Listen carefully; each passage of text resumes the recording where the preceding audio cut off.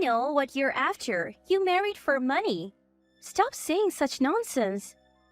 It's obvious, isn't it? Someone like you, a poor single mother. That's why even after your husband is gone, you continue to stay. You are really an eyesore.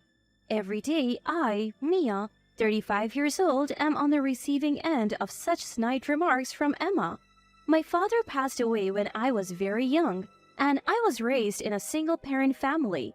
Thankfully, my mom kept working even after she got married, so we weren't exactly destitute, but we certainly weren't wealthy. Still, my mom was always cheerful and she worked hard for me. Because of this, I never felt particularly lonely growing up. I planned to start working after graduating from high school. My mom, however, had been diligently saving up for my college education. I loved studying and I really wanted to go to college, but I couldn't bear to burden my mom, who had struggled to raise me, with this desire. More than anything, I wanted to ease her burdens, so I gave up on the idea of going to college right from the start. So when my mom suggested that I go to college, I was overjoyed. My mom got married when she was 23 and she had me when she was 25. When I was in my third year of high school, my 43-year-old mom, who was still very active, told me, "I'm still in my early 40s and I'm very healthy, so Mia, pursue the path you like. It would hurt me far more if you gave up your future because of financial concerns." Mom, I felt tears welling up at my mom's kindness and strength. I took on a part-time job to help cover tuition. Thanks to that, I was able to graduate college without taking out student loans. After graduating college, I joined a large trading company. I worked hard every day because I wanted to make life easier for my mom. Within 5 years of joining the company, I was promoted to administrative assistant and my salary increased. I took my mom on trips and was able to buy her the massage chair she had been wanting. 2 years after becoming an administrative assistant, my work was recognized and I was chosen to be an executive assistant. I got to talk a lot with the president's son, Ethan, and our relationship progressed to dating and eventually marriage. Congratulations, Mia, be happy. Yes, thank you for everything. When I expressed my deep gratitude, my mom was moved to tears. She was incredibly happy for me and it was a truly joyful time. However, that happiness was short-lived. Just 2 years into our marriage, my husband suddenly passed away. He collapsed, clutching his chest at work and was rushed to the hospital. But by the time I arrived, he had already stopped breathing. That morning, I had watched him leave for work, cheerfully saying, "I'm off." I could never have imagined such a harsh reality. The shock was so great that for a while I could barely speak. It was unthinkable that both mother and daughter would lose their husbands. And I could only imagine the grief of Benjamin, the president who had lost his only son. He looked so forlorn and was clearly devastated just like me. I continued working. Even after I got married and as the executive assistant, I spent a lot of time with the president, especially during the day. So I could see firsthand just how disheartened he was. However, there was one person who didn't seem to be grieving at all. That was Emma. Because we lived together after my marriage, I quickly noticed her attitude. Actually, Emma wasn't related by blood to my husband. Benjamin's real mom passed away when he was just 3 years old. Realizing it would be tough for a man to raise a child alone, he remarried when Benjamin started elementary school, thanks to an introduction from a friend. "Now, if something happens to my hubby, all his property will be mine." "What are you saying? Ethan is gone." "Oh, lighten up. It was just a joke. I thought a little cheer might help everyone in these gloomy times." Please, think about the time and place. You must be upset that your plans fell through. Now, you won't get a single cent of our man's wealth. I never counted on such a thing from the start. You expect me to believe that? There is no way you would marry a homely, worthless man like Ethan unless you were after something. Stop talking like that. To me, he was irreplaceable. Emma seemed to think I would pack up and leave as soon as my husband passed away, but I didn't. Benjamin was acting strong at work and handling his duties just like before. But from my close observations, it was clear to me that he was pushing himself too hard. So I couldn't bear the thought of leaving the house to someone like Emma. Besides, even though it was only for 2 years, our home was filled with memories of my dear husband. I wanted to bask in their afterglow for a while. Feelings aren't easily severed. Indeed, the time I spent with my husband was a happy one for me. My husband once told me that Emma was more like a roommate to him than a mother. She was often out and about, and when Benjamin was away on business, she would often not come home until late at night. But my husband didn't want to worry Benjamin, who was already busy with work, so he kept quiet about it. In fact, Emma was very kind when Benjamin was around. Her sudden change was so drastic that it was as if there were two Emmas. When Benjamin went to work, Emma would see him off with a smile. I'm counting on you to look after Ethan. Of course, Ethan is a precious child to me too. Knowing you're there for him allows me to focus on my work. Don't worry about a thing. Do your best at work. Thank you. Have a good day. But the moment the door closed behind him, Emma's smile vanished. Finally, he's gone. Now, where should I go today? Maybe I'll invite a friend to the movies. You going out again? Yes, do you have a problem with that? No. Remember, don't bother your father with unnecessary things. He's working hard for you. If you say something, he'll worry and won't be able to concentrate on his work. You should quietly study at home every day. Okay, I understand. That was the daily routine, but apparently it didn't bother him too much once he got used to it. In fact, he felt more comfortable when he was not paid too much attention. When he was a child, he thought Emma was like a chameleon. Well, I don't really mind. I think of her as Dad's wife, not my mom. Benjamin was always grateful to Emma for coming when his child was small, allowing him to focus on his work. Benjamin's company was a legacy from his step-grandfather. Benjamin seemed to have a knack for running it. From the moment he took the helm, the company grew exponentially. Now he's managing 5 businesses, each pulling in an annual revenue of $100 million. This, of course, means Benjamin is always insanely busy. My husband used to tell me that when he was a kid, Benjamin barely had time to unwind at home. Seeing Benjamin exhausted from work every day, my husband couldn't bring himself to trouble him with unnecessary issues. That's why he never mentioned Emma. Besides, he didn't feel entirely neglected, so there was no need to bother Benjamin unnecessarily. He was content keeping his concerns about Emma to himself. That's so like him. A relaxed individual, he never struck me as a typical heir to a huge company.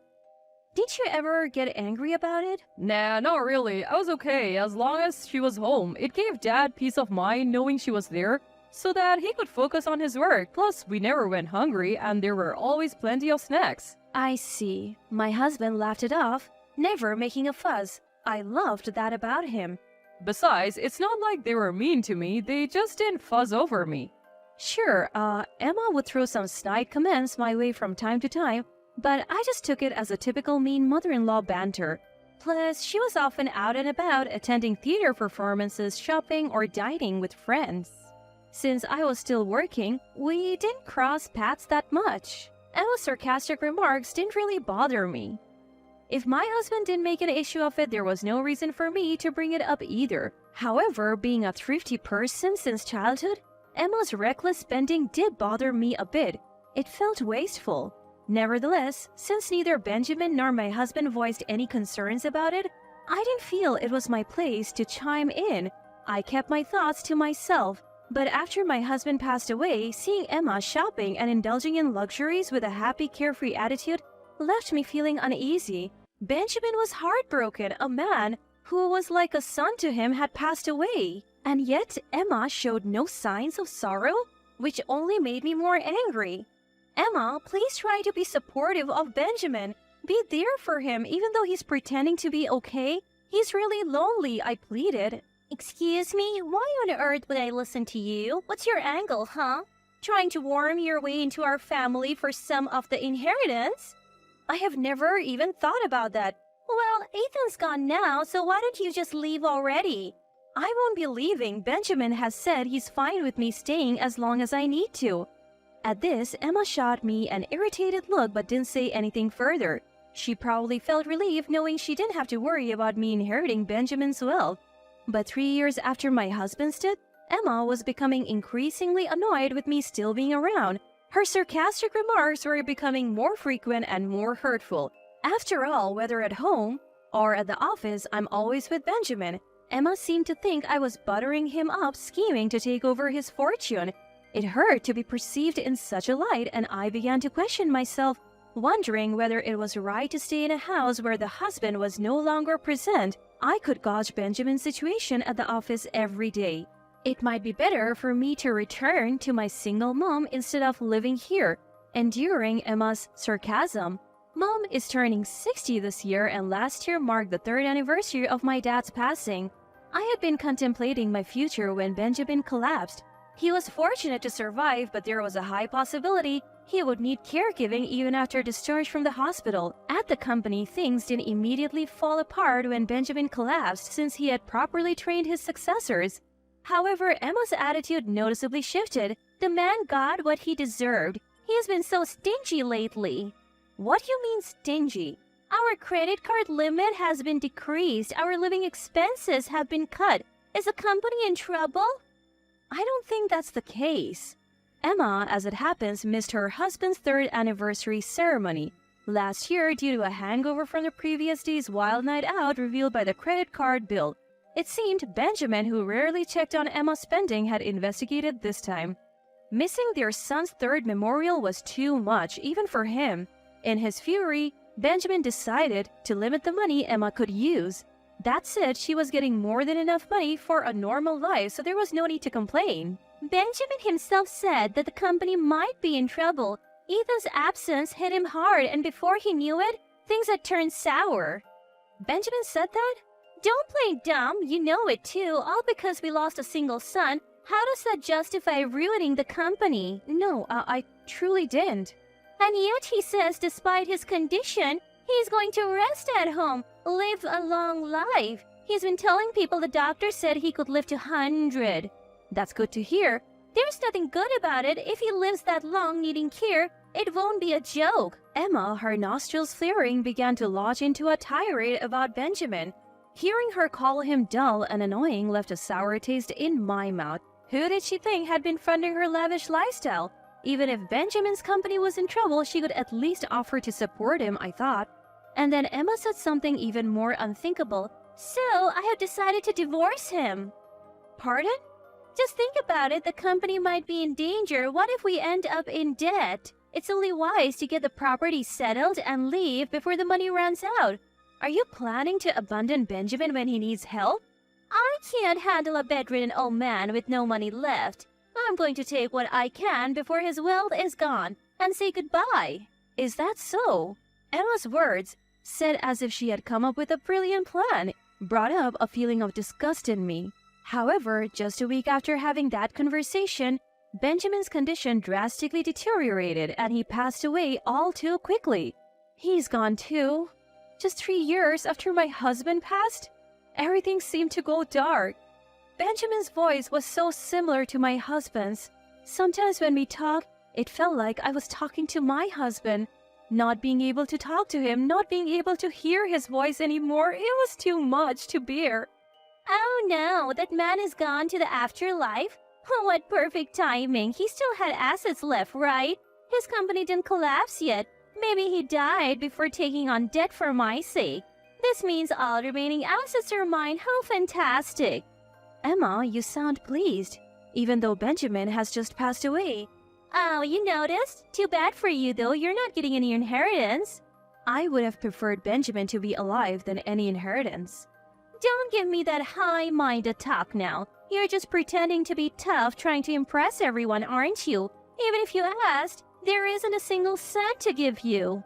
Despite Benjamin's death, it seemed like all Emma could think about was money. How could she be so heartless? Thinking of that, I felt sorry for Benjamin, which only added to my grief. So, you don't have to come to the funeral. What?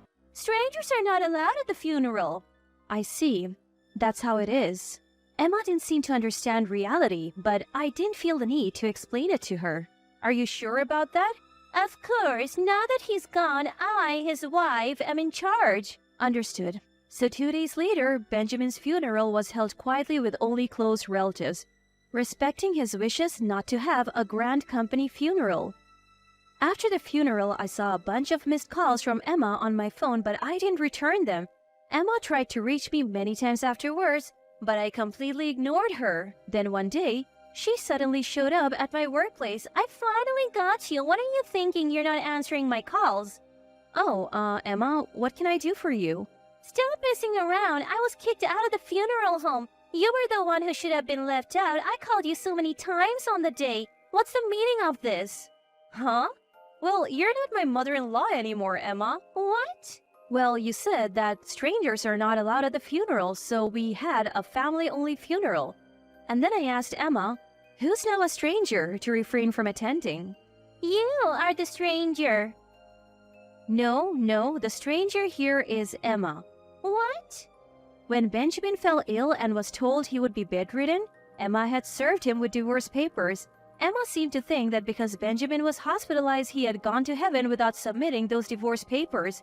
But those divorce papers, I had submitted them as Benjamin asked me to, so Emma is a stranger to us in name and reality. Back then, Benjamin had shared a lot with me.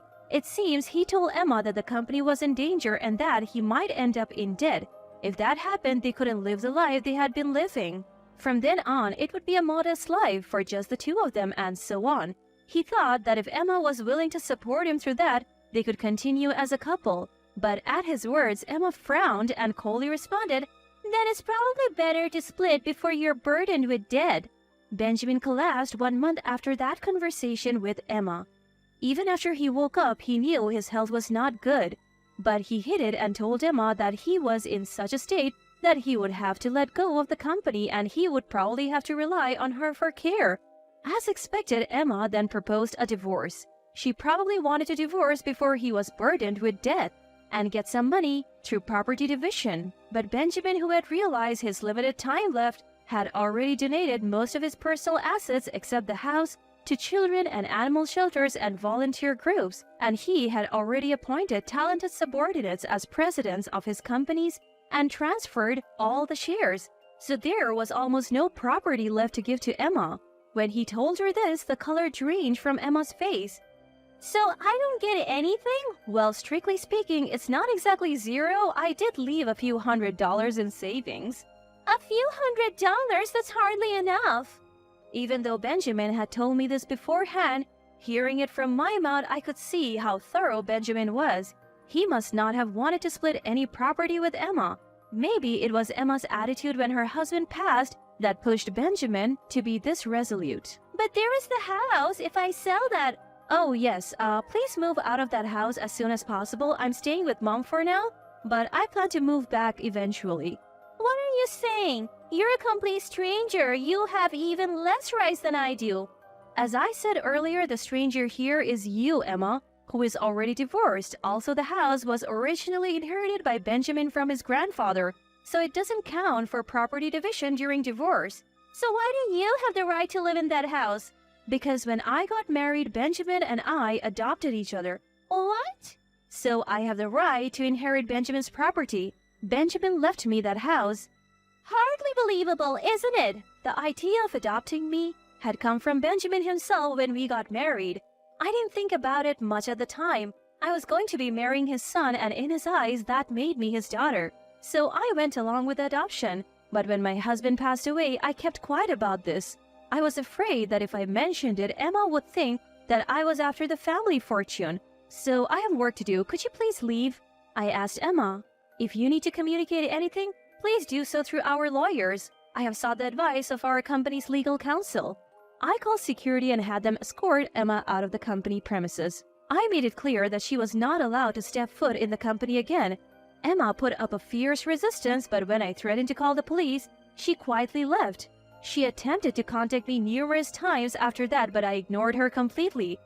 Her relentless efforts to make a claim on our fortune only resulted in a barrage of complaints to our lawyer. Our company was far from going under, and Emma couldn't understand why. She argued that if it was bankrupt, there should be wealth to share, but the company had already been handed over to a successor before Benjamin's passing, and it was no longer in his possession, therefore there was nothing left for Emma to claim.